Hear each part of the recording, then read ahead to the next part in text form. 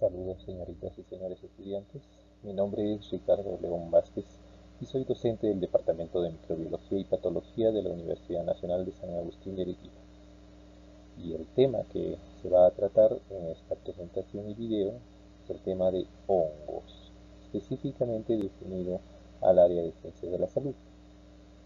Los hongos son organismos muy diversos en la naturaleza. Se pueden encontrar desde los hongos más típicos, conocidos como setas, que tienen órganos reproductores especializados y bastante notorios, muchas veces cromáticos, y en algunos casos aparecen en zonas o terrenos que tienen abundante humedad. Tenemos mohos, que suelen aparecer sobre frutas, verduras y también sobre algunas superficies inertes que hayan cursado presencia de humedad, y también existen las levaduras, que son responsables de la producción de diversas sustancias de manera industrial, que pueden ser utilizadas como alimento, como químico, entre otros. El reino fungi es un reino que está presente en la Tierra durante mucho tiempo. Aproximadamente en el periodo cámbrico aparecen las primeras evidencias de hongos con el género Prototaxites, que es un hongo bastante grande, inicialmente clasificado como una planta, debido a que sus fósiles fueron descubiertos a manera de troncos fósiles. Un posterior análisis permitió definir que en realidad estos no eran troncos, sino eran talos fúngicos de hongos sumamente desarrollados de 6, 8, 10 metros. Los hongos son organismos eucariontes, lo cual los clasifica en el mismo grupo que todas aquellas células que presentan núcleos con membrana celular definida. Estos núcleos suelen ser múltiples en el fungi. Es muy común observar células que sean multinucleadas.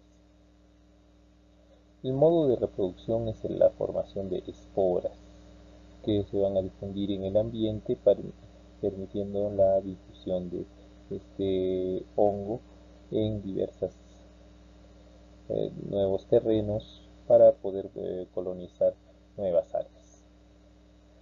Son organismos heterótrofos, por más que su morfología se asemeje a un vegetal, no son capaces de desarrollar la fotosíntesis, pero sí pueden absorber nutrientes de otros organismos, de otras fuentes, así como degradar sustancias que hayan sido previamente elaboradas.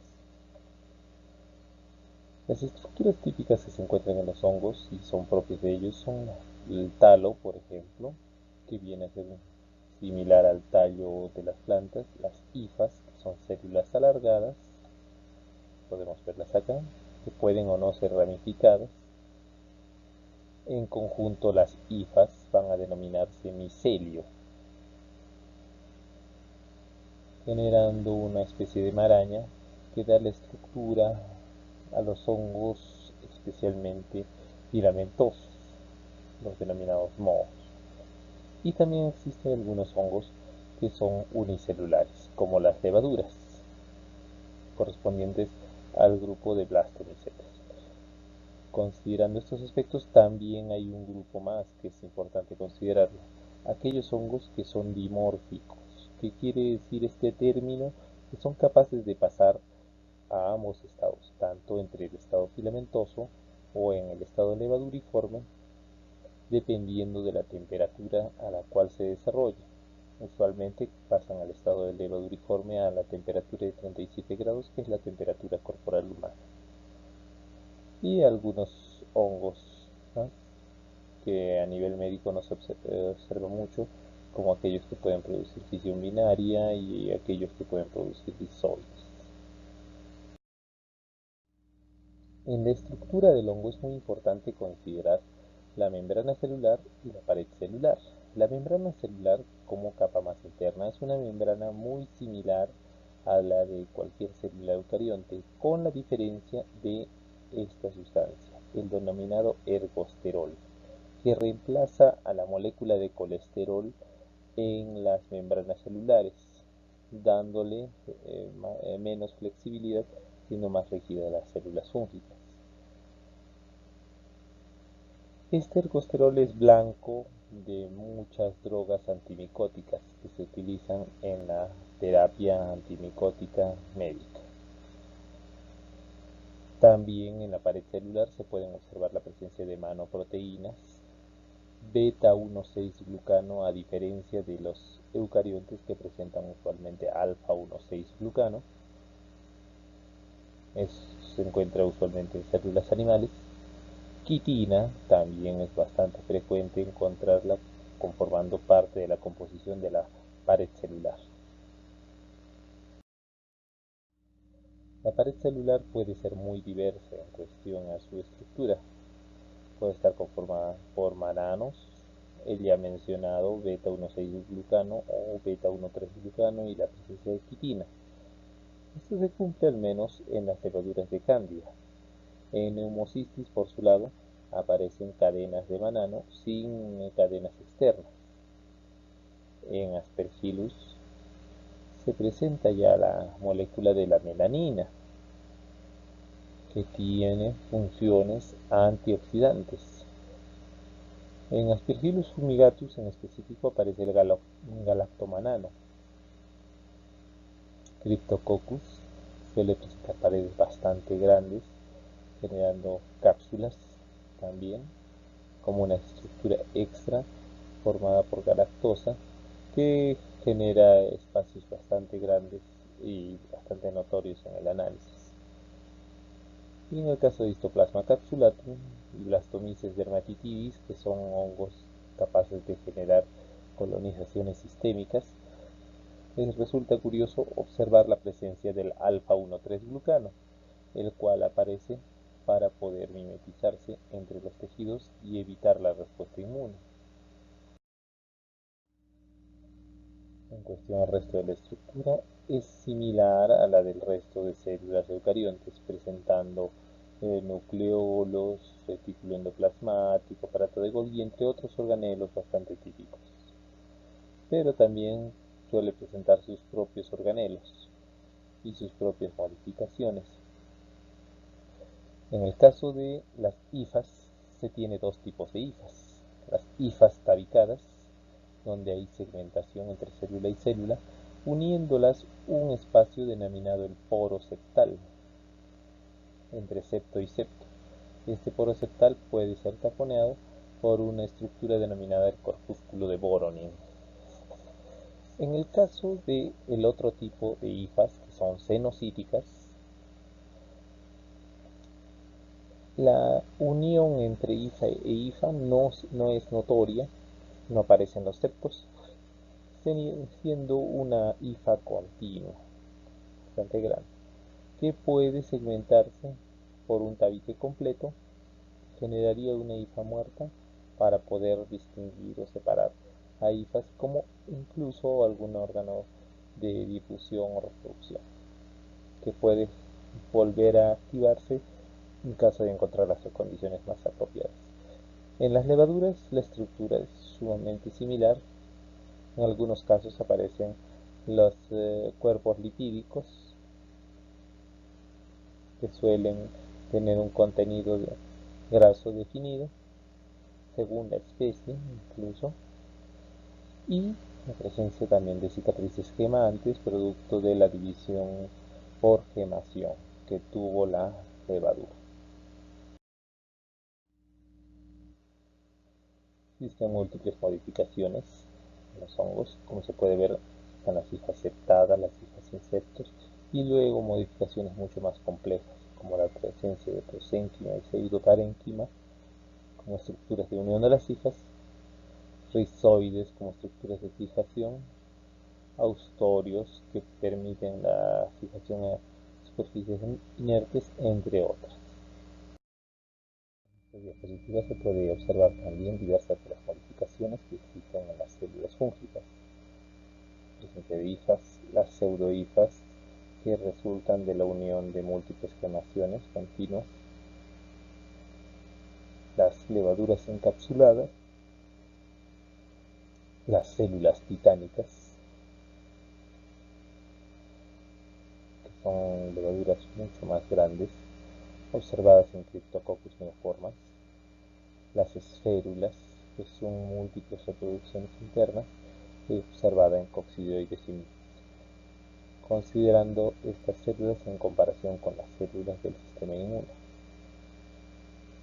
similares en su tamaño. También tienen mecanismos para evadir la respuesta inmune. Cuando un hongo es fagocitado, puede pasar por tres vías. Simplemente puede ser eliminado, o el hongo puede responder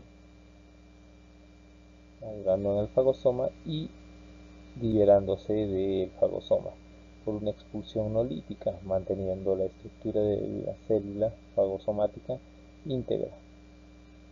Y en otros casos, los fagosomas son destruidos, eliminados o muertos por la célula que está en su interior, el hongo, y luego esta célula escapa de su interior.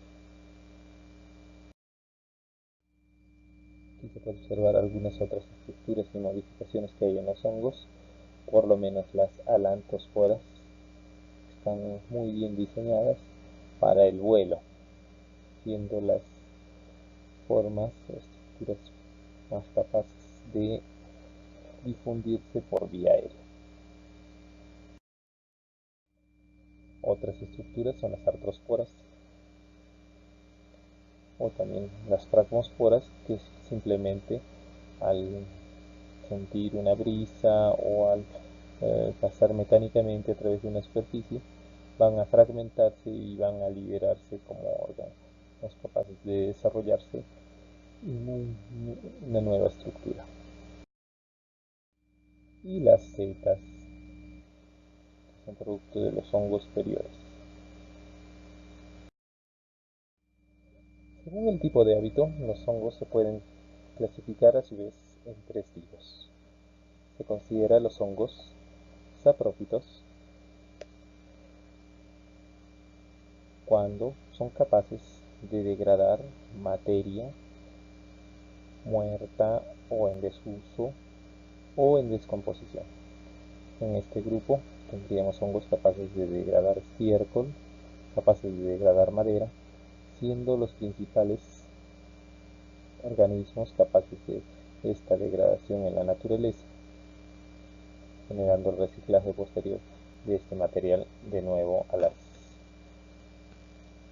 vías biológicas.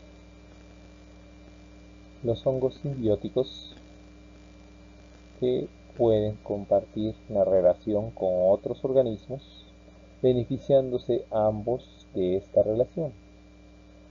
Un ejemplo bastante típico que se puede observar en esta imagen es un hongo que está realizando la producción de micorrizas a un árbol, haciendo que éste extienda su espacio de absorción y con eso permitiendo también que el hongo tenga un lugar e intercambie material químico, carbohidratos con el organismo principal.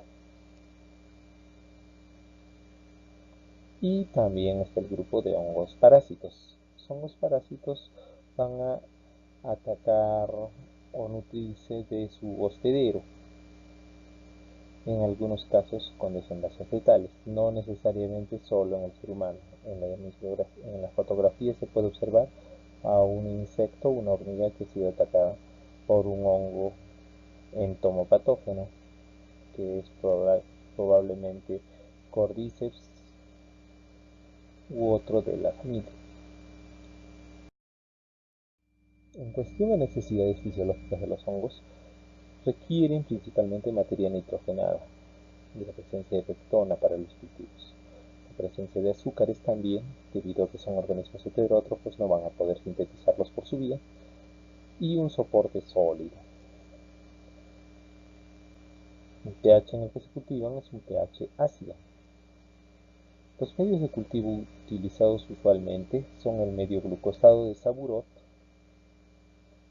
que tiene un pH de 5.6, el agar micobiótico, que se utiliza para permitir el desarrollo de dermatofitos, debido a que es capaz de inhibir el desarrollo de otros hongos, y el agar PDA, Potato dextrosa agar, que permite el desarrollo de hongos en general, así como también de algunas bacterias. Los hongos contaminantes no son un grupo taxonómico, pero sí son considerados como todos aquellos que están de presencia ubicua y pueden desencadenar algunas reacciones en el ser humano, así como en otros materiales como son frutas, verduras, estructuras, entre otros. Son los contaminantes, son todos filamentosos y son capaces de desarrollar lo que se denomina comúnmente mohos. Se puede observar en la fotografía un moho atacando a una naranja, en este caso Penicillium italicum, otro similar atacando a otro cítrico, Botrytis aclara, Fusarium sambucinum, que está atacando una patata, Fusarium nargovense, en este caso nos está mostrando el ataque, y aquí Aspergillus crassus. Y aquí se puede observar más hongos. Si se fijan en la imagen escogida, hay algunas bolitas amarillas sobre este hongo y sobre este hongo también, muy pequeñas. Estas bolitas son gotitas de metabolitos secundarios producidos. Sospechosa posiblemente podría ser penicilina o xanthoxilina. Aspergillus es una de las más importantes especies de hongos de tipo contaminante, debido a que algunos pueden atacar a personas que son inmunocomprometidas, generando aspergilosis. Su estructura implica un órgano reproductivo denominado conidióforo, que tiene una forma típica. Aspergillus presenta conidióforos prácticamente circulares, con la forma de la cabeza de la flor de una cebolla. Acá se puede observar en la micrografía la presencia de esta estructura de manera de margarita. Penicillium es otro de los hongos también bastante conocidos, cuyo conidióforo tiene forma de árbol o de escobita, como ustedes pueden recordar. Es bastante ubicuo y estas son sus estructuras en la observación al microscopio. En ambos casos la tinción utilizada es la tinción de azul de lactófeno, que se verá posteriormente.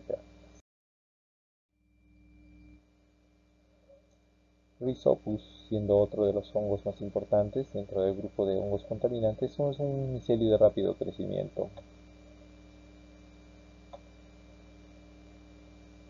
que muchas veces se puede observar sobre estructuras que contienen harina. En este caso, Rhizopus stolonifer está invadiendo la pieza de pan.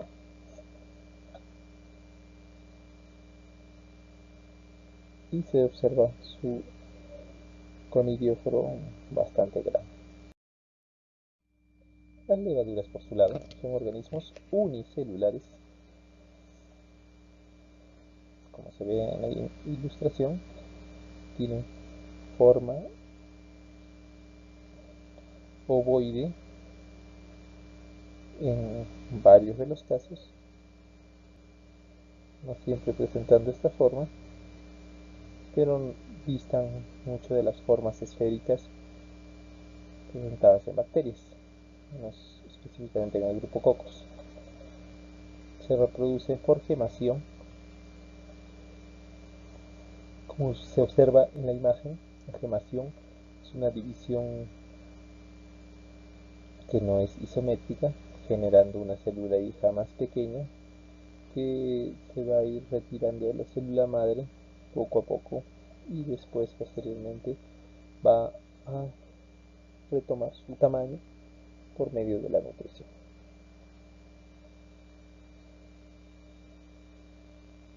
El proceso de tinción implica el uso de coloración de grano, y en algunos casos algunas levaduras requieren el uso de tinta china. Su cultivo se realiza de manera similar a la de bacterias, aunque se puede utilizar agar surplus como distinción. Pero las características del cultivo, tal como son la colocación invertida, la temperatura y otros aspectos, son muy similares a los cultivos bacterianos. La temperatura es muy importante para el desarrollo de las funciones de las levaduras.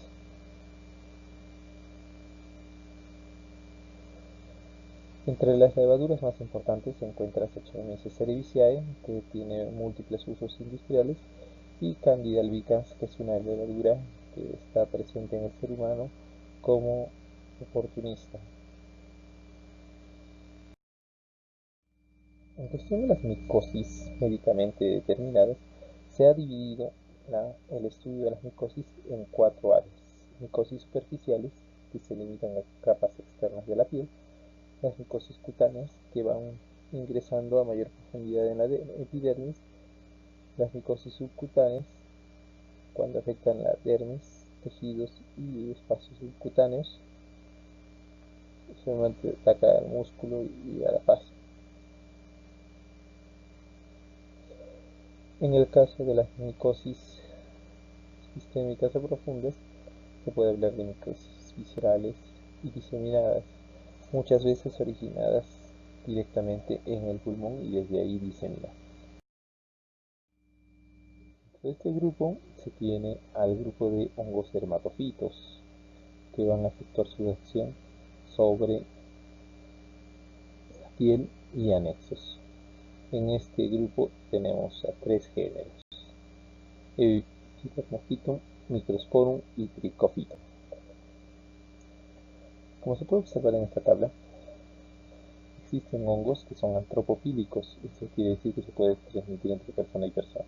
Hay algunos hongos que son zoofílicos, en los cuales la persona los adquiere a través de contacto con algunos animales. Y los geofílicos, que pueden transmitirse a través del contacto con tierra. Y existen varias especies que corresponden a cada grupo. Por el tropismo,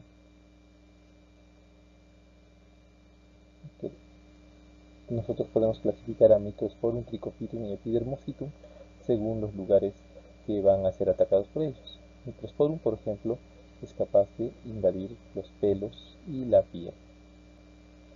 Sus estructuras presentan macroconidios. Los macroconidios son estructuras reproductivas de más de una célula, que son bastante grandes, y es típico de Microsporum poder observar esta forma de bote o canoa. Trichophytum, por su lado,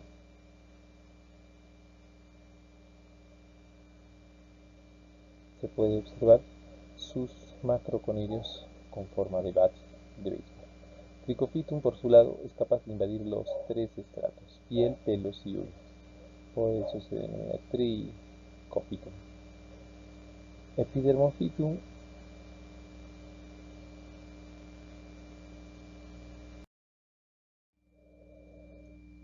En esta lámina nosotros vamos a poder observar la presencia de una onicomicosis que afecta a las uñas, cambiando su color, haciéndolas más gruesas y más frágiles en muchos casos. También existe desarrollo fúngico sobre la piel. Esto es denominado tiñas, en inglés ringworms, debido a que genera formaciones circulares a su alrededor. Y aquí también se puede cambiar la tiña de ubicación. Una vez que la tiña aparece en otro lugar, va cambiando su denominación posterior. Por ejemplo, si tenemos una tiña en la cabeza, esa es tiña capitis; en el cuerpo, tiña corporis; en la barba, tiña barbatus, entre otros lugares.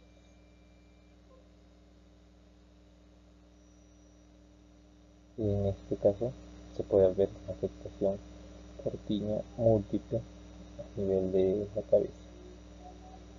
Y en esta lámina se puede observar diferentes etapas de una afectación de piña que puede ser inflamatoria y posteriormente convertirse en lo denominado querión de Celso, que es una reacción inflamatoria severa.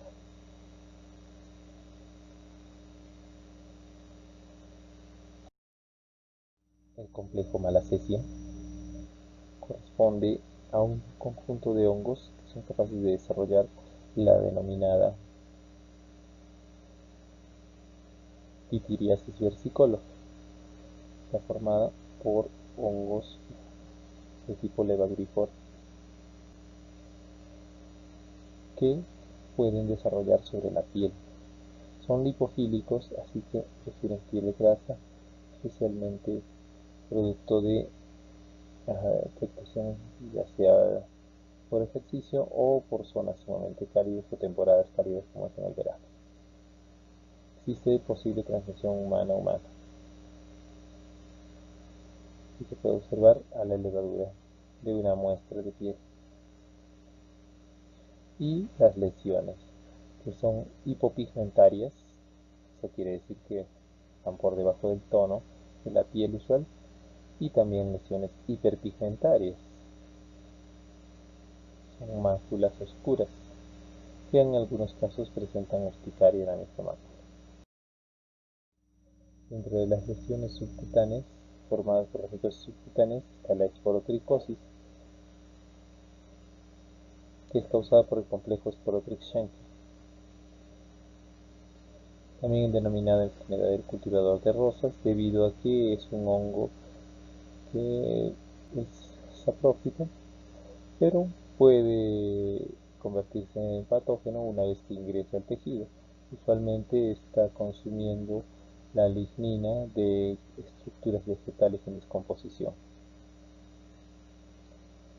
Esta enfermedad atraviesa las vías linfáticas generando lesiones múltiples, siguiendo la vía linfática usualmente de las manos, denominada así por el cultivador de rosas porque al darse un pinchazo con una espina de rosal, este adquiría la enfermedad y a partir de ahí se iba diseminando por la mano, siguiendo toda la vía linfática a través del brazo. Les agradezco mucho su atención, estaré atento a sus preguntas.